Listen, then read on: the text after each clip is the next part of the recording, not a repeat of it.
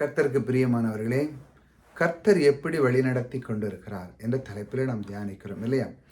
கர்த்தர் எப்படி வழிநடத்துகிறார்? நம்முடைய வாழ்க்கையிலே வழிநடத்தல், அதாவது ஒவ்வொரு நாளும் பாருங்க, குடும்பங்களை வழி நடத்துறாங்க. தாய் தகப்பன் இருப்பாங்க கூட, இல்லை மனைவி அது அவங்களுக்கு பணத்தை கொடுத்தா அவங்க குடும்பத்தை வழி நடத்துவாங்க. எதை செய்யணும், அதை செய்யணும், அந்த பொருளை வாங்கணும், இந்த பொருளை வாங்கணும், அந்த ஸ்கூலுக்கு ஃபீஸ் கட்டணும், அது கட்டணும், இது ஏகப்பட்ட விஷயங்கள் இருக்கு இல்லையா? இப்படி வழி நடத்துகிறவங்க நிறைய இருக்கிறாங்க குடும்பத்துக்குள்ளே. அப்படி வழி நடத்தினா அந்த குடும்பம் நடக்கவே நடக்காது. குடும்பங்கள்னு இருந்ததுன்னா அதில் வழி நடத்தல் ஒன்று இருக்குது. ஆனால் நம் தேவன் நம்முடைய வாழ்க்கையிலே அவர் எப்படி வழி நடத்துகிறார் அதை நம்ம அறிந்து கொள்ளணும். அது எப்படி அறிய? தேவனுடைய வார்த்தை மூலமாக தான் நாம் அறிய முடியும். தேவன் நமக்கு என்ன கொடுக்கிறார், அவர் தேடி வருகிறார் என்றால் அவர் தேடி வந்து நம்முடைய வாழ்க்கையில் எப்படி வழி நடத்துகிறார், அவர் எப்படி வழி நடத்துகிறார், அவர் இன்று உங்களுக்கு ஒரு ரகசியத்தை சொல்லிக் கொடுக்குற போகிறார். உங்களுடைய வாழ்க்கையில் நீ சில விஷயங்களில் பின்தங்கி இருக்கிறாய் அப்படின்னு சொல்கிறார். நீங்கள் நினைக்கலாம், நாங்கள் எல்லாத்துலேயுமே நிறைய விஷயத்துலேயே பின்தங்கி தாங்க இருக்கேன், எங்கே முன்னேற்றத்தில் வரப்போகுது?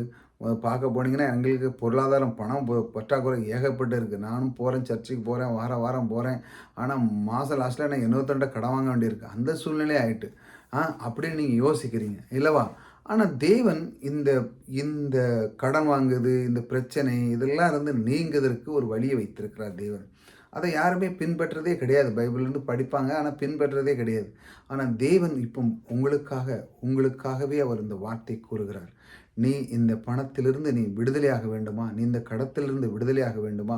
உனக்கு எல்லா வாழ்க்கையிலே வீடு கட்டுறதுக்கு புது வீடு கட்டணுமா? மற்ற காரியங்கள் செய்யணுமா? இதற்கான எல்லாமே உனக்கு நான் ஆயத்தம் பண்ணி தர வேண்டுமா? இதையெல்லாம் செய்யணும் என்றால் நீ ஒரு வேலை செய்யணும் அப்படின்னு கர்த்தர் கொடுக்குறார். அது என்ன? கர்த்தருடைய பிரமாணத்தை நீ அறிஞ்சுக்க அப்படிங்கிறார். அது என்ன பிரமாணம்? தேவன் அதான் சொல்கிறார், விதைப்பு அறுப்புங்கிற பிரமாணம். விதைப்பு அறுப்புங்கிறது நிறைய பேருக்கு இந்த லாங்குவேஜ், இந்த வார்த்தை வந்து புரிய மாட்டேங்குது. விதைப்பு அறுப்பு இப்போ உள்ள பிள்ளைகளுக்கு தமிழே தெரிய மாட்டேங்குது. தமிழே இங்கிலீஷில் எழுதி கொடுக்க வேண்டியிருக்கு, அந்த நிலைமை இருக்குது இந்த காலகட்டத்தில். விதைப்பு அறுப்புனா என்ன?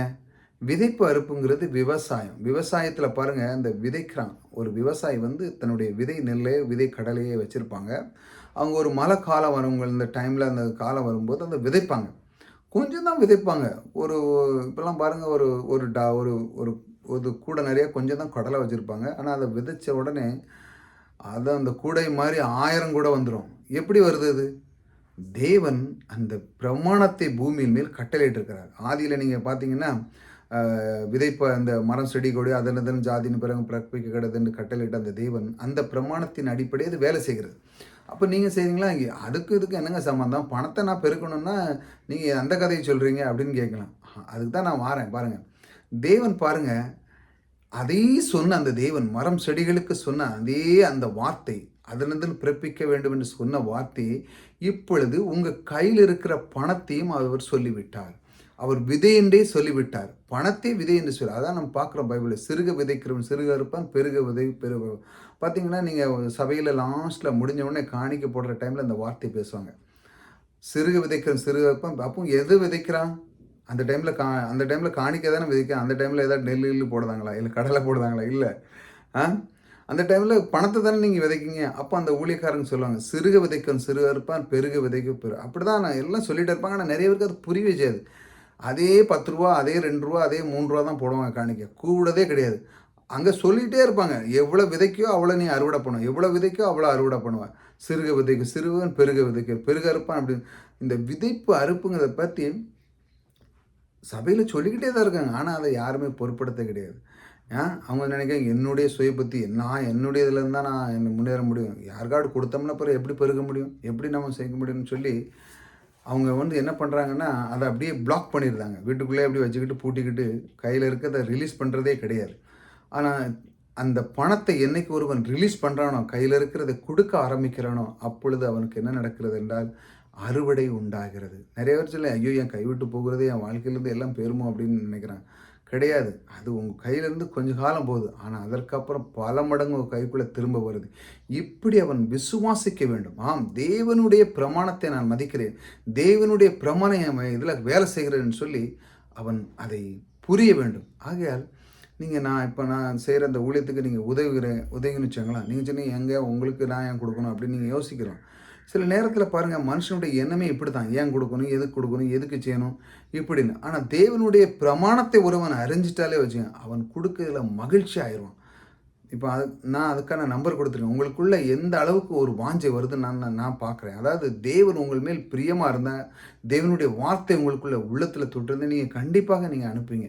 ஏனென்றால் தேவன் உங்களை பெருக்கத்தை விரும்புகிறார். நீங்கள் இந்த நிலைமையில் இருக்கக்கூடாது. பெருகணும்டா, நீ இன்னும் பெருகிட்டே போகணும். நீ இன்னும் போட்டாண்டியே இருக்கக்கூடாது. நீ மற்றவர்கள் பார்க்கும் பொழுது பொறாமை அடையணும். அந்த அளவுக்கு நீ பெருகுன்னு சொல்கிறார். அப்படி உங்களை ஊக்குவிக்கிற அந்த அளவுக்கு தான் அவர் கர்த்தர் உங்களை வழிநடத்துகிறார். அவருடைய வார்த்தை பாருங்கள், ஐஸ்வர்யமும் கனமும் நிலையான பொருளும் நீதியும் என்னிடத்தில் உண்டு. பாருங்கள், ஐஸ்வர்யம் தேவன் சம்பாதிக்கிற பலனை கொடுக்குறார். ஐஸ்வர்யத்தை சம்பாதிக்கிற பலனை யாருங்க கொடுக்குறார்? கர்த்தர் கொடுக்குறார். ஆனால் மனுஷன் என்ன சொல்லுவான்? எல்லாமே என்றதான் வந்து, நான் தான் எல்லாம். இந்த அண்டா சராசரியாக அவருடையதுங்க. அவருடைய சரீரம், அவருடைய மூச்சு காற்று எல்லாமே அவருக்கு. உங்களுக்கு ஒன்றுமே சொந்தம் கிடையாது. உங்களுக்கு இதில் சும்மா அனுபவிக்க தான். ஜஸ்ட் இந்த பூமியில் வந்து அனுபவிக்க தான் கொடுத்துருக்கிறார் வெளியே. அந்த அனுபவிக்கிறதுக்கும் பொழுது நீங்கள் இன்னும் எந்த அளவுக்கு நான் அனுபவிக்கணும், இந்த பூமியிலிருந்து இன்னும் நான் எதெல்லாம் பார்க்கணும், இந்த உலகத்தில் சுற்றி பார்க்கலாம், ஏகப்பட்ட காரியங்களை கண்டுபிடிக்கலாம், ஏகப்பட்டவருக்கு உதவலாம். இப்படி மனுஷன் யோசிக்கிறதே கிடையாது. யோசிக்காமல் தான் பிரச்சனையில் மாட்டிக்கிட்டு. அப்படி நீங்கள் யோசிக்கும் பொழுது என்ன நடக்குன்னா, தேவனுடைய பிரமாணம் உங்கள் வாழ்க்கையில் கிரியை செய்ய ஆரம்பிக்கிறது. ஏனென்றால் நீங்கள் கொடுக்க ஆரம்பிச்சிருவீங்க. உங்களுடைய உள்ளம் தேவன் உள்ளம் போல் அவருடைய விருப்பத்து சித்தத்தை நீங்கள் அறிஞ்சு விடுவீங்க. அப்போ நீங்கள் கொடுக்க ஆரம்பிச்சிங்க. விதைப்பருப்பு புரிஞ்ச உடனே பாருங்கள், அவன் ஒரு நாளும் விதைக்காமல் இருக்கவே மாட்டான். விதைச்சிக்கிட்டே இருப்பான், கொடுத்துக்கிட்டே இருப்பான். ஏன்னா அவனுக்கு தெரியும், பிரமாணம் எனக்கு வேலை செய்ய போகுது, தேவனுடைய பிரமாணம் எனக்கு வேலை செய்யணும், எனக்கு கண்டிப்பாக தெரியும்னு சொல்லி அவன் கொடுக்க ஆரம்பிக்கும். இப்படித்தான் நீங்கள் ஊழியத்துக்கு கொடுக்கணும். அதற்கான நம்பர் கொடுத்துருக்கிறேன். அதை நீங்கள் எப்பொழுதும் அதை நினைக்கும் பொழுது, உங்களுடைய உள்ளத்தில் அதை தோண்டும் பொழுது நீங்கள் அனுப்பலாம். பாருங்கள், அந்த நிலையான பொருளும் நீதியும் என்னிடத்தில் உண்டு என்று தேவன் உங்களுக்கு வாக்கு கொடுக்கிறார்.